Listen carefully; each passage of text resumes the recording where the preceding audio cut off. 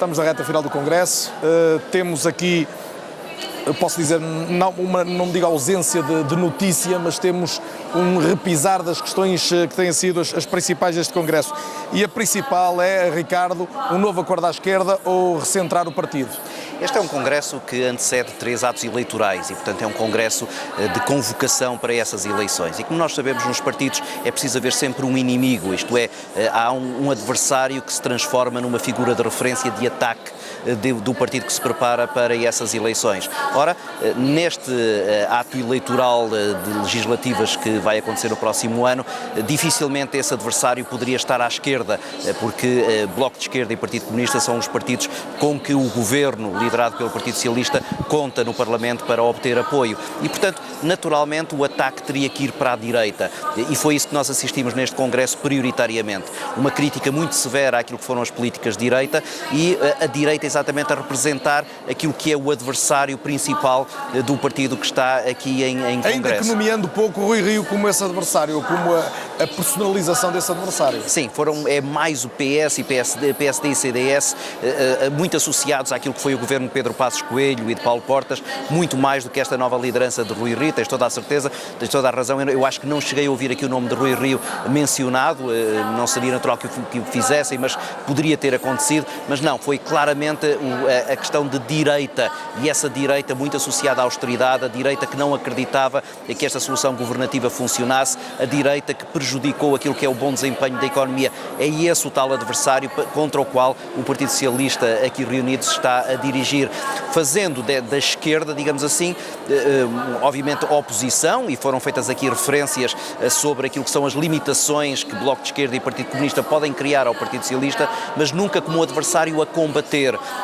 E, portanto, abrindo sempre aqui essa possibilidade de negociação pós eleições legislativas para exatamente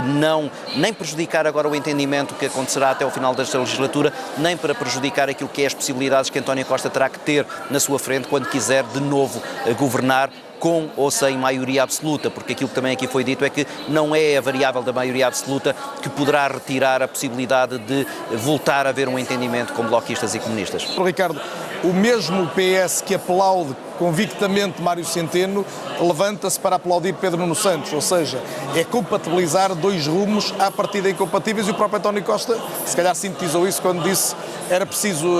sair do euro para não ter austeridade, e foi possível reduzir a austeridade sem sair do euro. Sim, esse é o problema que o Partido Socialista já resolveu, e desse ponto de vista este Congresso... Resolveu até agora, mas agora falta o passo seguinte. Mas o passo seguinte está facilitado, e até pelos argumentos que o Pedro agora aqui invocou, é que a própria situação económica permite muito melhor essa compatibilização entre requisitos que a própria esquerda está a pressionar o Partido Socialista a aceitar e aquilo que é o que Bruxelas considera que Portugal deve fazer, exatamente porque há folga financeira para poder fazer investimento público e ao mesmo tempo manter as contas devidamente organizadas. Agora, a dificuldade... Os partidos à esquerda vão querer, designadamente, redução do horário de trabalho até no setor privado, aumentos salariais e não apenas já a reversão dos cortes anteriores. Por isso é que eu dizia, o problema não está aqui, o problema está fora. E Augusto Santos Silva, numa entrevista que deu ontem aqui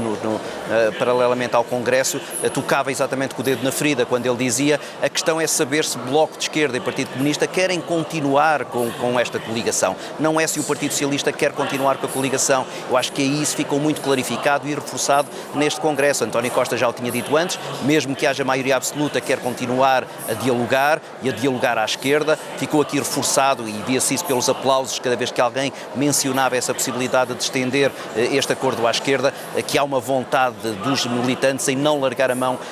a bloquistas e comunistas. Falta é saber, exatamente por causa desses requisitos que a esquerda agora vai começar a colocar em cima da mesa, se ainda há esse espaço para o Partido Socialista continuar a fazer, eu não diria cedências, porque quanto a mim essa é uma das divergências aqui, é que há quem considere que cada vez que o Partido Socialista se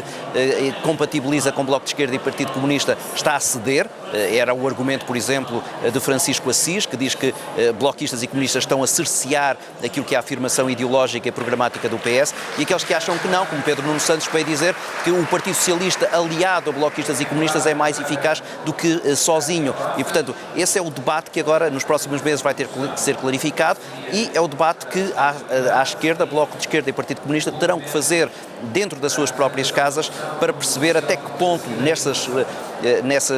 requisitos que tu agora mencionavas estão dispostos a ir mais à frente ou ser um pouco mais moderados e aceitar as condições do PS. Ricardo, há uma convicção, no teu entendimento, da atual direção do PS de facto de fazer alguma coisa, ou era apenas preciso dizer alguma coisa nesta altura? Não, era preciso fazer, mais do que dizer, e isso foi uma ideia que também aqui passou em várias intervenções, e aparentemente o Partido Socialista está a acordar para isso. Já durante este fim de semana anunciou que vai introduzir medidas novas naquilo que é a transparência, as medidas de transparência, que está neste momento a tentar clarificar aquilo que pode e não deve ser declarado ao Tribunal Constitucional e o que é que os membros do Governo devem, de forma muito imediata,